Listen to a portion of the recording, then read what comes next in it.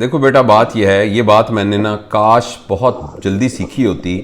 میں نے کافی زیادہ دیر کے بعد یہ بات سیکھی کہ ہمیں اپنے بچوں کو اور اپنے آپ کو ایک سوال کا جواب تلاش کرنے کے لیے بہت جلدی اکوپڈ کر دینا چاہیے. اللہ مجھے گرینڈ چلڈرن دے، میں کوشش کروں گا کہ جب وہ بولنا سننا شروع کریں تو یہ بات میں ان کے دل میں کسی طریقے سے ڈال دوں. ہم سب کو یہ فیصلہ کرنا ہے کہ ہماری جو بھی زندگی ہے، اس زندگی میں ڈیوائن کا کوئی تعلق ہے یا نہیں ہے. میں نے اللہ پاک نہیں کہا، میں نے خدائے بزرگ و برتر نہیں کہا. الحمدللہ ہم سارے مسلمان ہیں، لیکن ہمارے سننے والا کوئی ہندو ہوگا، کوئی سکھ ہوگا، کوئی ایسا ہوگا جو کہے گا میں خدا کو مانتا ہی نہیں ہوں. ٹھیک ہے نا، وہ کہے گا ایک سپر نیچر ہے اس کو. اس لیے میں نے ڈیوائن کا لفظ کہا. میرے لیے اس کا مطلب ہے اللہ پاک، ٹھیک ہے، خدائے بزرگ و برتر.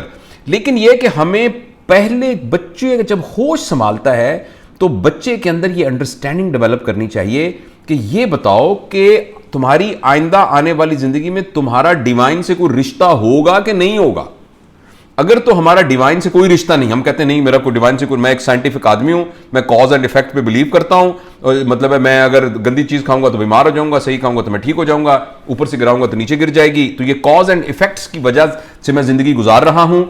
پھر ہمارا زندگی گزارنے کا ٹوٹل پیراڈائم بالکل ڈفرینٹ ہوگا.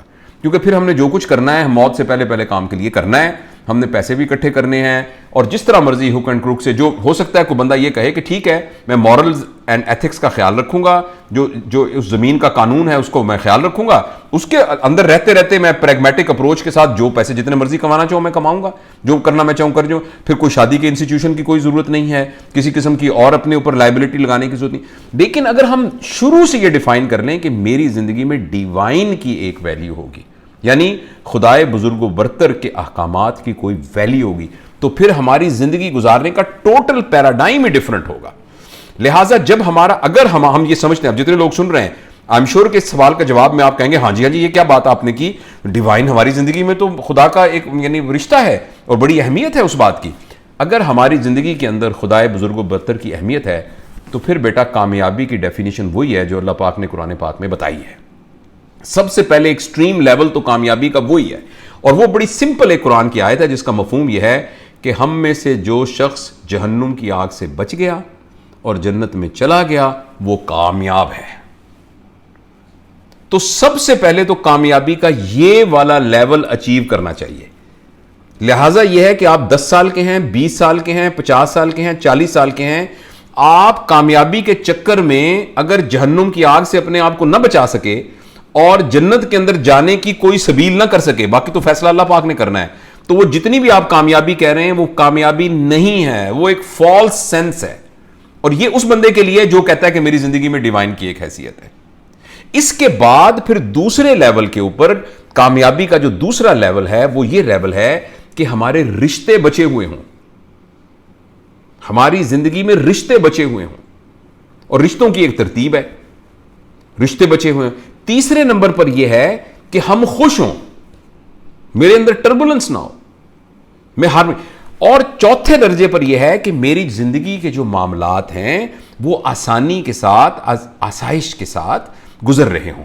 یعنی میرے پاس اچھی سواری ہو، میرے پاس اچھے کپڑے ہوں، کہیں کوئی رینی ڈیز کے لیے میرے پاس بچے ہوئے کچھ پیسے ہوں، میں بچوں کی طرف کو اچھے اسکولوں میں پڑھا سکوں، میں باقی تو یہ اگر آپ غور سے دیکھیں تو اس پورے پیراڈائم میں جس کو ہم کامیابی کہہ رہے ہیں کہ یا اللہ مجھے کسی میڈیکل کالج میں، انجینئرنگ کالج میں داخلہ مل جائے، یا اللہ مجھے جاب مل جائے، یا اللہ میری اچھی نوکری مل جائے، یہ تو کامیابی کے پورے کینوس کے اندر کونے میں کہیں 10% ہے جاب کی سکل.